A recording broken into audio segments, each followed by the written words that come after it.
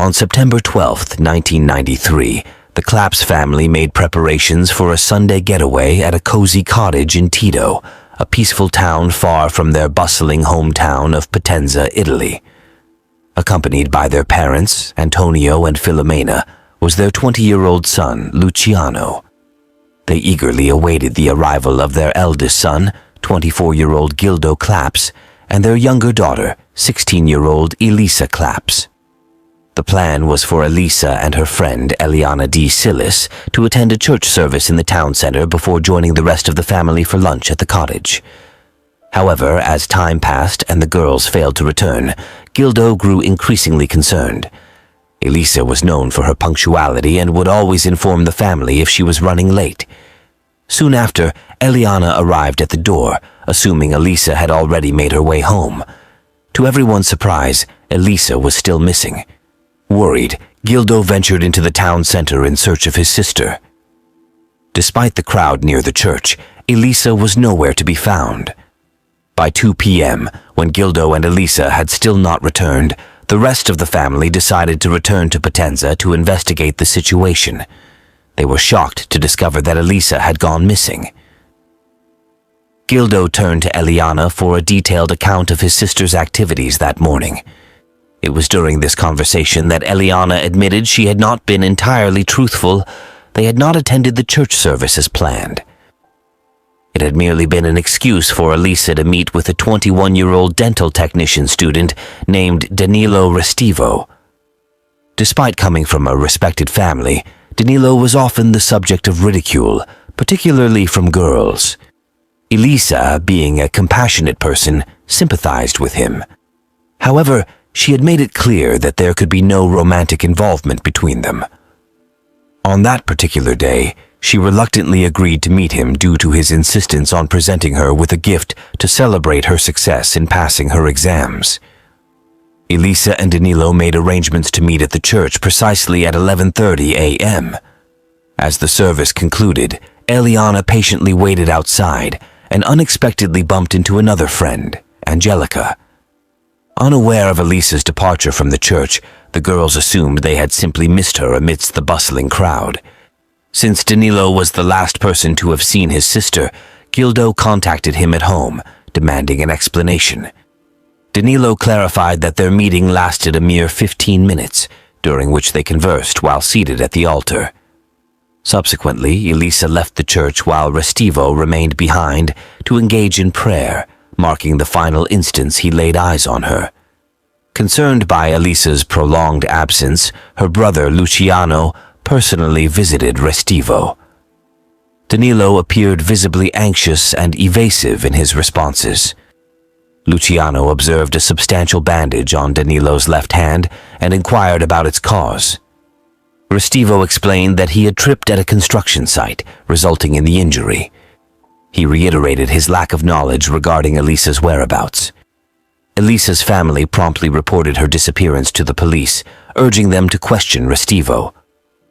However, their plea was dismissed, and they were advised to return home and await Elisa's reappearance. Faced with uncertainty, Gildo returned to the church, only to find the door locked. He arranged for access and thoroughly searched the premises once more.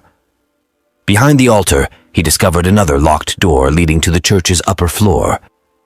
Gildo requested access to this door as well, but was informed that only the priest, Father Domenico Sabbia, possessed the key. Unfortunately, Father Sabbia had departed for a spa resort for a few days. 2 days later, with still no news of the girl, the police finally interviewed Danilo. He claimed that Elisa was discontented at home and expressed a desire to flee to Naples, although he attempted to dissuade her from pursuing this idea. He maintained his account that she left the church after their brief conversation, while he remained behind. The mention of the gift for Elisa was omitted by him, but he did mention seeking her advice about another girl named Paola, whom he wanted to go out with. After their conversation, he made his way home through a construction site where he had previously been with Paola a few days ago. Unfortunately, he had a fall from an unfinished escalator and ended up cutting his hand. The detectives had doubts about the truthfulness of Danilo's statements for a few reasons. Firstly, he seemed surprisingly precise in his accounts. Secondly, there was no evidence to suggest that Elisa had any intentions of running away from her loving family. Lastly, it was unclear how he managed to only injure his hand and not break his glasses after falling headfirst from the under-construction escalator. The police decided to visit the Restivo family's residence and requested to see the clothes that Danilo had worn on that particular day. However, Danilo's father refused to cooperate without a warrant. As a result, the police left empty-handed, convinced that Restivo was concealing something, and proceeded to check his name in the database. It was discovered that he had previously encountered legal troubles at the age of 14 when he assaulted other boys he was playing with. But that wasn't all. Several months ago, 3 female students who lived near his house accused him of stalking. He seemed to derive pleasure from instilling fear in girls by making unsettling phone calls to their homes, describing their attire, or playing them terrifying music from the horror movie Profondo Rosso. Investigators were also informed about Danilo's peculiar habit of cutting strands of hair from strangers while using public transportation. Although the police had heard about these incidents, they unfortunately couldn't gather enough evidence to directly link Restivo to them. Meanwhile, news of Elisa Claps's disappearance rapidly spread across the country, and the family received numerous prank calls from individuals claiming to have the girl and assuring her safety. The police dismissed most of these calls, but a few messages mentioning the sighting of a girl in a white Fiat Uno caught their attention. Elisa's friend, Angelica, disclosed that another admirer of hers, a 20-year-old named Eris Gega, was spotted in the city center on that particular day. Eris had recently arrived from Albania with his family. When questioned by the police, Eris denied being at the church and provided the names of friends who could vouch for his whereabouts. However, his friends not only failed to support his alibi, but also stated that he was indeed in the city center on the day Elisa went missing. Adding to the suspicion, Eris drove a white Fiat Uno, the same type of car that multiple witnesses claimed to have seen Elisa in on the day she disappeared. Furthermore, one witness identified Eris as the driver of that car. The doubts surrounding Eris's involvement intensified when Elisa's diary, which was missing several pages, was found. Forensic experts managed to reconstruct fragments of those pages and discovered that some words were written in Albanian. Eris was subjected to further questioning, during which his account changed multiple times. At one point, he even alleged that Danilo Restivo instructed him to deny their acquaintance. Eventually, Eris was charged with providing false testimony. In December, an anonymous call was made to the police, with the female caller claiming to have seen Elisa in Rome. According to her, Elisa had been assaulted and forced into a white Fiat Uno. Towards the end of the call, the voice pleaded, "Please help her and help me." The recorded call underwent analysis, yielding astonishing results. It was revealed that the caller was Eliana, whose inconsistent statements had long raised suspicions among investigators. Similar to Eris, she was charged with giving false testimony. Although the possibility of Elisa running away from home couldn't be entirely ruled out, detectives gradually reached the conclusion that the girl was no longer alive and that Danilo was responsible for her disappearance.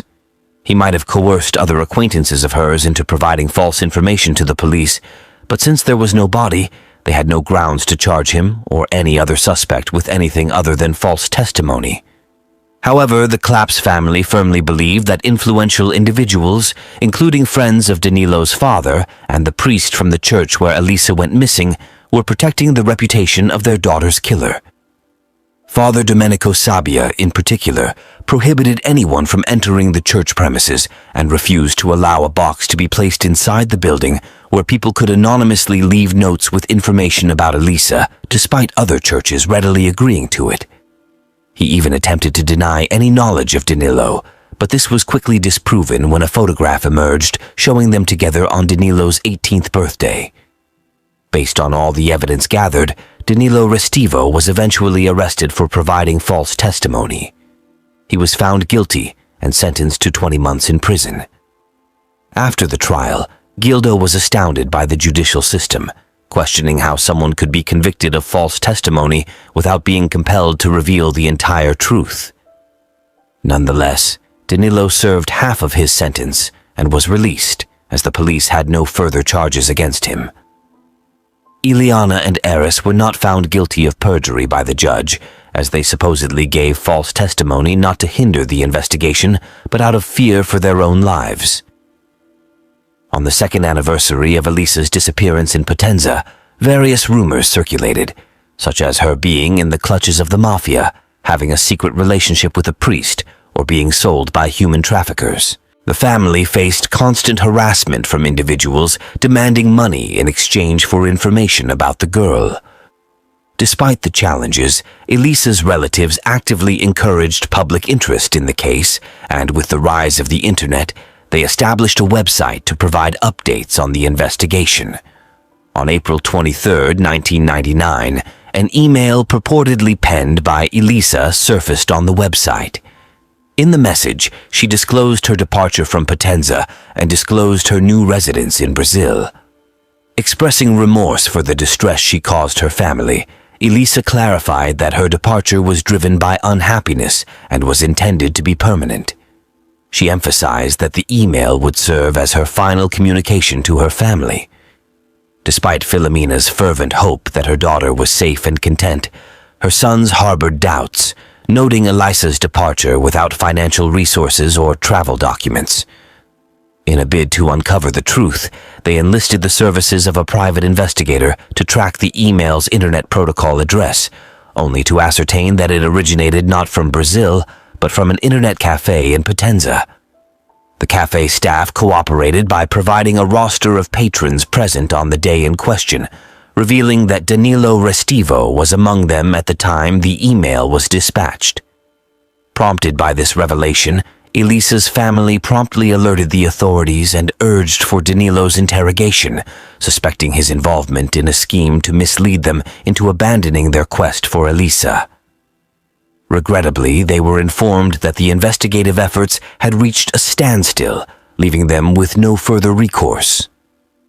Bournemouth, a renowned seaside resort located on the southern coast of Britain, is situated approximately 2,000 kilometers north of Potenza. On the morning of November 12, 2002, the Barnett family's routine in Bournemouth commenced as usual. 48 years old Heather Barnett diligently saw her children, 11-year-old Caitlin and 14-year-old Terry, off to school before returning home by 8:30 a.m.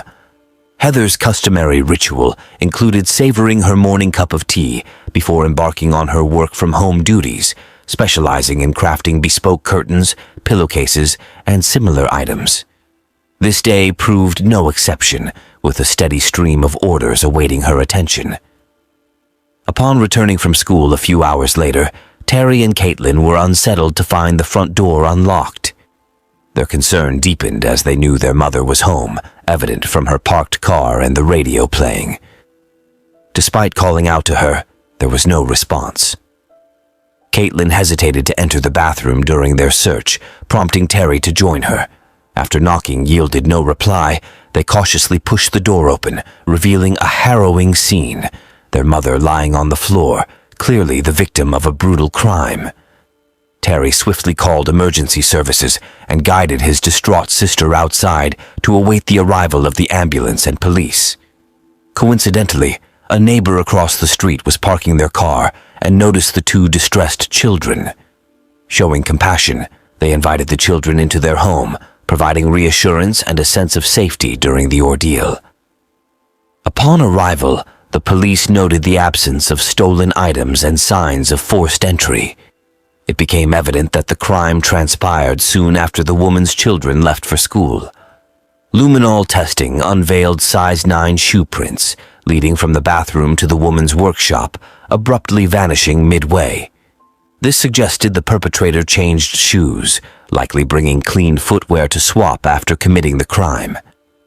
Moreover, fibers discovered on the woman's body indicated that the assailant had worn gloves during the incident. Every piece of evidence suggested meticulous planning on the part of the killer. They arrived prepared with a change of clothes, a hammer, a knife, and gloves. However, they overlooked one crucial item, a green hand towel bearing Heather's blood found on the workshop chair. Since it did not belong to the family and considering its location, it could only have been placed there by the perpetrator. It was likely used to wipe blood from their face and hands before changing clothes. However, the most compelling evidence emerged from the locks of hair discovered in the woman's grasp. Initially, the police suspected she had extracted a strand of the perpetrator's hair, but forensic examination unveiled a surprising revelation. The hair had been precisely cut with a sharp tool. Furthermore, while one hand held Heather's hair, the other hand contained hair belonging to another woman, adding a layer of complexity to the investigation. The detective's conversation with Caitlin revealed that their spare house keys had disappeared a week prior to the murder. Despite Heather's efforts to change the locks, suspicion fell upon their neighbor Danilo Restivo, who had recently visited to order curtains for his girlfriend.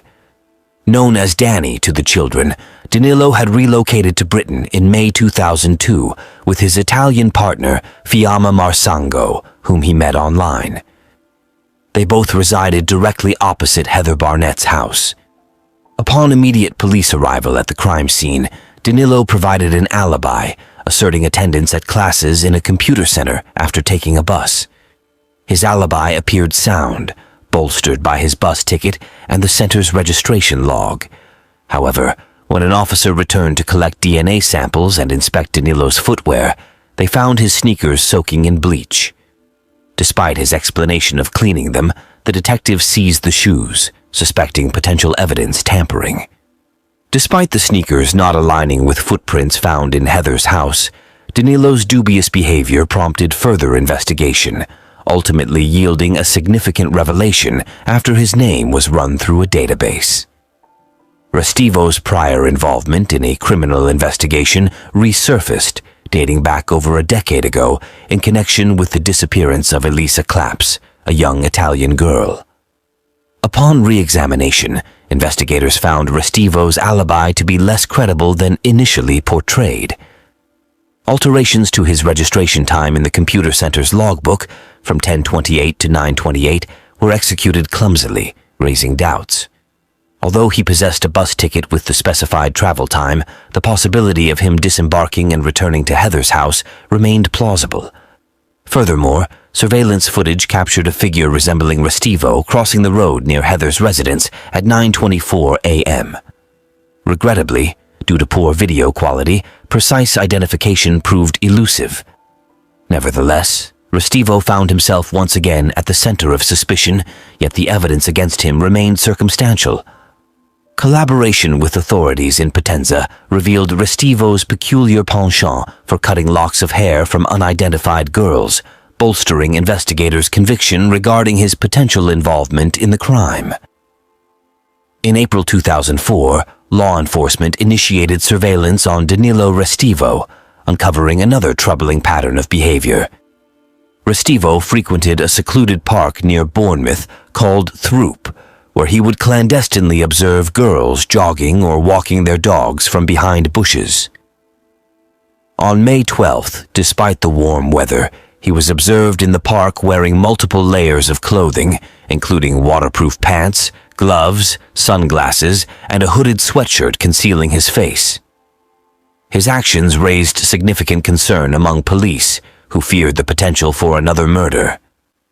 To maintain covert surveillance, uniformed officers approached Restivo under the guise of investigating car thefts in the park, requesting to inspect his belongings.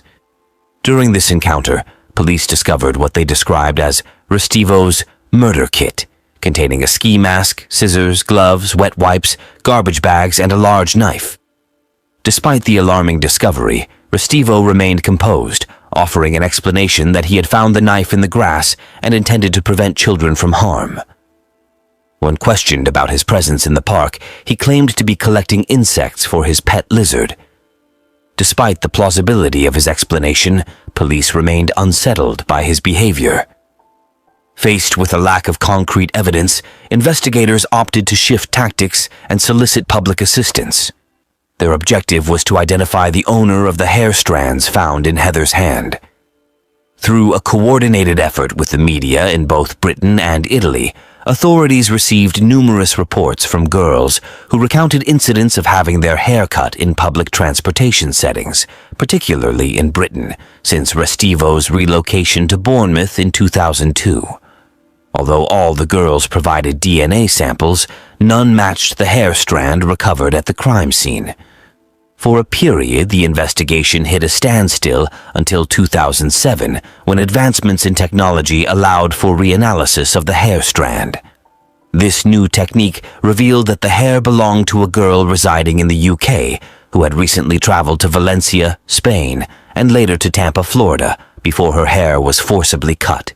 Despite the detailed information obtained, efforts to locate the girl through public outreach proved futile. There remained a possibility that she was unaware of the investigation, but authorities feared she may have fallen victim to the killer's prior crimes. Despite this setback, scientific advancements eventually played a pivotal role. In 2009, forensic experts revisited the green towel from Heather's residence, leveraging advanced technology to separate Heather's blood from another individual's sweat and skin particles. While not conclusive, an expert estimated a mere 1 in 57,000 chance that the DNA belonged to someone other than Danilo Restivo. Furthermore, modern techniques revealed traces of blood on Restivo's sneakers insoles, suggesting blood on his socks when he donned the shoes. This supported the detective's theory of the perpetrator bringing a change of footwear. Unfortunately, the presence of bleach rendered DNA analysis impossible once more, thwarting a direct link between Restivo and Heather's demise. Restivo exhibited a keen awareness of potential incriminating evidence, taking precautions by changing attire, wearing gloves, and using bleach to erase bloodstains, demonstrating meticulous planning and strategic action. Thankfully, the authorities managed to charge Restivo with the murder of Heather before a shocking discovery was made in Italy. On March 17, 2010, an unexpected event occurred in Potenza. Workers were renovating the local church where Elisa had vanished years ago. The priest had passed away 2 years earlier, and the attic door was left unsecured. 2 workers went upstairs, one inspecting the roof for damage while using a flashlight to light his way. It was then that he spotted something in the corner of the room, concealed behind construction debris. To his dismay, he realized it was a mummified body. The girl was identified by her shoes, glasses, and watch, all found on her remains. Elisa Claps was found in the very same church where she had disappeared 17 years prior. The forensic examiner later determined that she had died on the day she went missing, and her body had been moved and concealed. Evidence of violence was present on her body, but the most damning proof was the various strands of hair found in her hands and near her body. A sample of foreign DNA discovered on her body was sent for analysis to a professor in Rome. However, due to his connection to the church where the crime occurred, the investigation was conducted carelessly. He claimed that the DNA did not match Danilo Restivo. Yet upon re-evaluation by another laboratory, the DNA sample was a match to Restivo's DNA. The professor was suspended from his duties for 18 months, and Restivo was eventually apprehended on May 19, 2010. Following 5 hours of deliberation on June 30, 2011, the jury found Danilo guilty of Heather's murder. He was sentenced to life imprisonment with no chance of parole. Nevertheless, on November 21, 2012, he successfully appealed, resulting in the court altering his sentence for Heather's murder to a minimum of 40 years behind bars. On November 11, 2011, Restivo received a 30-year prison sentence for the murder of Elisa Claps, despite his absence during the trial. Given Restivo's clear inclination towards murder, investigators deem it crucial to delve into his potential involvement in other unsolved crimes in both Britain and Italy. The most probable connection lies in the death of a 27-year-old North Korean student who was studying English in Bournemouth. On July 12, 2002, just 2 months prior to Heather's murder, Jong Ok Shin was walking home after spending time with friends. She was a mere 3 blocks away from Restivo's residence when an unidentified assailant inflicted a fatal injury upon her. OK Shin managed to defend herself by screaming and even informed medical personnel that the attacker wore a ski mask. Another man was convicted for this crime after 3 attempts, solely based on the testimony of a female informant who had previously provided false statements and often found herself intoxicated. Her account was riddled with contradictions and failed to mention the ski mask worn by the killer. The physical resemblance between the 2 girls supports the theory of Restivo's involvement. Furthermore, the fact that the crime occurred on the 12th of the month, similar to the murders of Elisa and Heather, along with Restivo's visit to the park where his murder kit was discovered, suggests the significance of this date to him. The wound on OK Shin's body matches the length of the knife found with Danilo in the park. Additionally, several strands of hair were found near OK Shin, although a hair salon was nearby, making it challenging to definitively determine their origin. Legally, OK Shin's case is considered closed, and Danilo Restivo has been officially charged with 2 murders. However, investigators firmly believe that there may be more victims. Elisa's body was meticulously concealed, while Heather was callously exhibited for her children to discover.